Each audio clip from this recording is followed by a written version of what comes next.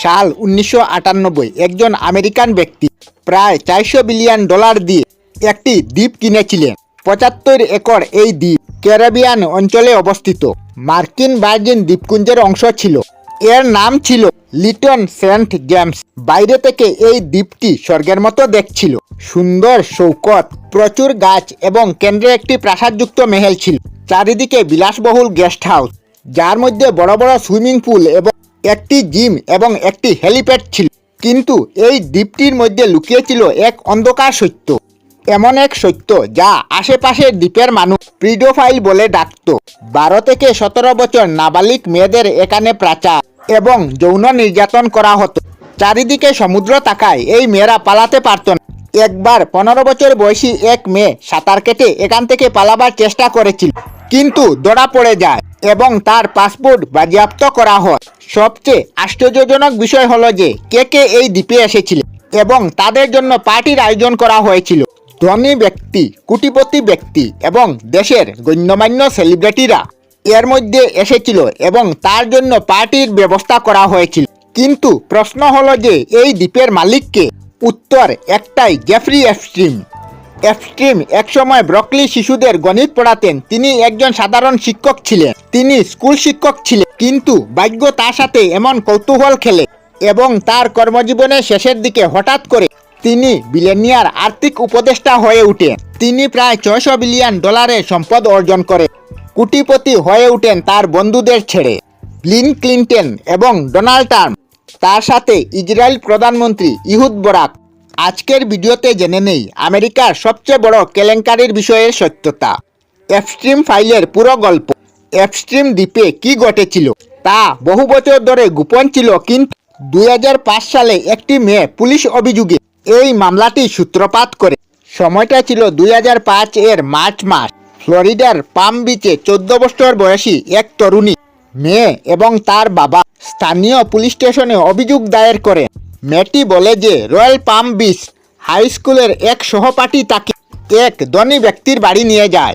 তাকে বলা হয়েছিল যে কেবল তাকে মেসেজ করতে হবে, কিন্তু বিনিময়ে তাকে $200 থেকে $300 পাইয়ে দেবে। কিন্তু অন্য কিছু ঘটেছিল।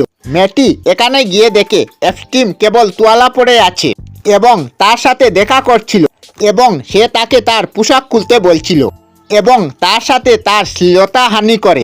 পুলিশ যখন প্রথমে মেয়েটিকে জিজ্ঞাসাবাদ করেছিল সে কি এপস্টিনের বাড়ি আসা অন্য কোনো মেয়ে চিনে কিনা, তখন সে 2টি মেয়ের নাম বলেছিল। যখন 2টি মেয়ের সাক্ষাৎ নেওয়া হয়েছিল তখন আরও 2 জনের নাম বেরিয়ে আসে। তারপর আরও 2 জনের নাম প্রকাশ পায়। পুলিশ অবাক হয়ে যায়। একজন মেয়েকে খুঁজে বের করার সাথে সাথেই আরও 2 জন মেয়ের নাম বেরিয়ে আসে। কয়েক মাসের মধ্যে পাম বিচ পুলিশ 35 জন নাবালিকাকে শনাক্ত করে এবং আরও কয়েকজন ট্র্যাক করা হচ্ছে। সবচেয়ে হৃদয় বেদারক বিষয় হলো যে প্রতিটি মেয়ের গল্প হুবহু একই রকমের ছিল। সমাজের অভিযোগে সবাইকে প্রলোভন করা হয়েছিল। বেশিরভাগ মেয়েরা ছিল 13 থেকে 16 বছরের ভিতরে তরুণী মেয়ে এবং তারা দরিদ্র পরিবার থেকে বিলং করে এবং তাদের মা বাবা কেউ ছিল না, তাই তাদের হতাশ হওয়ারও কেউ ছিল না। পুলিশ দেখেছিল যে এটি কোনো ছোট ঘটনা নয়, এটি সাংগঠনিক পিরামিড স্কিম। প্রতি মেয়েকে আরেকটি নতুন মেয়ে আনার জন্য অতিরিক্ত ডলার পাওয়ার জন্য একজন মেয়ে আরও একজন মেয়েকে নিয়ে আসে এবং দ্বিতীয় জন তৃতীয় জনকে নিয়ে আসে। এইভাবে একটি চেইনের মতো কাজ করত। এই মেয়েদের বেশিরভাগ ছিল 18 বছরের কম। 2006 সালের মে মাসের মধ্যে পাম বিচ পুলিশ এপস্টিনের বিরুদ্ধে একটি পূর্ণাঙ্গ মামলা তৈরি করে। মামলাটি এতটাই শক্তিশালী ছিল যে 2006 সালের জুলাই মাসে FBI অপারেশন কেরিয়া নামে একটি তদন্ত শুরু করে। 53 পৃষ্ঠার একটি প্রতিবেদন করা হয়েছিল। ফ্লোরিডা থেকে নিউ ইয়র্ক এবং নিউ মেক্সিকোতে ভিকটিমদের বক্তব্য নেওয়া হয়েছিল। এপস্টিনের বিরুদ্ধে তদন্ত আন্তর্জাতিক যৌন পাচারের অভিযোগ এসেছিল।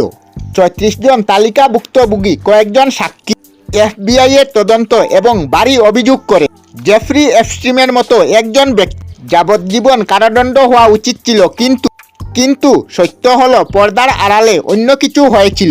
মিয়ামিল এডল এডিন আলেকজান্ডার করেছিলেন একটি চুক্তি এপস্টিনকে রক্ষা করার জন্য করা হয়েছিল বলে মনে করা হয়। তাকে কেবল পতিতাবৃত্তির দিকটি ছোটখাটো অভিযোগের জন্য দোষী করা হয়েছিল, অর্থাৎ অন্য কোনো বিরুদ্ধে মামলা করা হয়নি।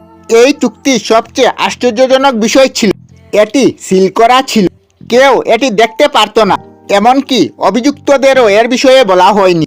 মার্কিন যুক্তরাষ্ট্রের আইন অনুসারে ভুক্তভোগীদের এই জাতীয় কোনো চুক্তি সম্পর্কে অব্যাহত করা বাধ্যতামূলক, কিন্তু কেউ কিছু করতে পারেনি। 30 জুন 2008 সালে এপস্টিন আদালতে হাজির হন এবং চুক্তি অনুসারে 2টি অভিযোগের কারণে দোষী সাব্যস্ত হন। এরপর তার মাত্র 18 মাসের জেল হয়। এই সাজা চলাকালীন এপস্টিন পাম বিচের পামটি কারাগারের ব্যক্তিগত শাখায় রাখা হয়। তাকে সপ্তাহে 6 দিন 12 ঘন্টা তার বিলাসবহুল অফিসে যাওয়ার অনুমতি দেওয়া হয়েছিল। এটা এতটাই উচ্চমানের উত্তম শ্রেণীর কারাগার ছিল যে এপস্টিন কেবল রাতেই ঘুমাতে যেতেন সেখানে, এবং তবুও 2009 সালের জুলাই মাসে তাকে তার সাজা শেষ হওয়ার 5 মাস আগে তাকে কারাগার থেকে মুক্ত করা হয়েছে। এইসব সম্ভব হয়েছিল আলেকজান্ডার একুস্টার মধ্যস্থ একটি গোপন চুক্তির কারণে। আলেকজান্ডার পরবর্তীতে এপস্টিনের পুরানো বন্ধু হওয়া সত্ত্বেও ডোনাল্ড ট্রাম্প সরকারের শ্রম সচিব হন। পরবর্তী কয়েক বছরের মধ্যে এপস্টিন স্বাভাবিকভাবেই তার জীবনযাপন চালিয়ে যান। তার কিছুই হয় না, তিনি তার ব্যক্তিগত জেটে ঘুরে বেড়ান, তার দ্বীপে বিলাসবহুল পার্টি করেন এবং ক্ষমতাবানদের সাথেই দেখা করেন। আমাদের গল্প এখানেই শেষ হয়নি। খলনায়ক তো পালিয়ে যায়, কিন্তু বিশ্বের এক কোণে একজন মহিলা লুকিয়েছিলেন। তিনি একজন সাংবাদিক ছিলেন। তিনি এপস্টিনকে পালাতে দেবেন না বলে দৃঢ় সংকল্প করেছিলেন। জুলি ক্রাউন ব্রাউন ছিলেন মার্কিন হেরাল্ড সংবাদপত্রের একজন কাজ করা আমেরিকান সন্ধানকারী সাংবাদিক। 2009 সালে এপস্টিন মুক্ত হওয়ার পর তিনি মামলাটি নিবিড়ভাবে অনুসরণ করেছিলেন। মামলাটি অধ্যয়ন করার কয়েক বছর পর তিনি 2018 সালের নভেম্বরে তার প্রতিবেদন প্রকাশ করেন। একটি নয়, দুটি নয়, বরং এপস্টিনের বরবাদ এবং সরকারি ব্যবস্থা তাকে কিভাবে সাহায্য করেছিল তার উপর একটি সম্পূর্ণ সিরিজ প্রতিবেদন করেন। জুলি এটাকে বিচার বিকৃতি বলে অভিহিত করেছিলেন। এই প্রতিবেদনগুলির মাধ্যমে এক নতুন উত্তেজনার সৃষ্টি করে জনসাধারণের ক্ষোভের জন্ম হয়। এপস্টিনের পুনর্তদন্তের দাবি উঠতে থাকে এবং এই চাপের ফলে নিউ ইয়র্কে এপস্টিনের বিরুদ্ধে নতুন তদন্ত শুরু হয়। তারপর জুলি 40 জনের বেশি সম্ভাব্য শিকার হিসাবে চিহ্নিত করে। তার প্রতিবেদনে জুলি মোট 4 জনের সাক্ষ্য নেন এবং নথিভুক্ত করেন। প্রমাণ স্পষ্ট ছিল, তাই 2019 সালের জুলাই মাসে এপস্টিনকে আবার গ্রেফতার করা হয়। তার বিরুদ্ধে যৌন পাচারের অভিযোগ আনা হয়েছিল, যার শাস্তি 45 বছর পর্যন্ত জেল হতে পারে। কিন্তু তারপর আমাদের গল্পে সবচেয়ে বড় মোড় আসে। 10 আগস্ট 1910 সালে এপস্টিনকে জেলে মৃত অবস্থায় পাওয়া যায়। এখন বন্ধুরা, এপস্টিন কি নিজেই সুইসাইড করে মারা গিয়েছিলেন, না তাকে মারা হয়েছিল? এই বিষয়ে জানার জন্য আমার পরের পার্টের অপেক্ষা করুন। সরকারি মতে এপস্টিন আত্মহত্যা করেছে, কিন্তু তার মধ্যে অনেক প্রশ্ন থেকে যায়। সাধারণ মানুষের মতে এপস্টিনকে মারা হয়েছিল, কিন্তু তবুও প্রশ্ন থেকে যায়। আমরা আমাদের চ্যানেলে সব ধরনের ভিডিও আপলোড করি, যেমন ব্লগ, নিউজ, কুকিং ভিডিও, ধার্মিক আলোচনা ইত্যাদি। যদি আপনারা এই ধরনের ভিডিও দেখতে পছন্দ করেন তাহলে এই চ্যানেলটি নিশ্চয়ই সাবস্ক্রাইব করবেন।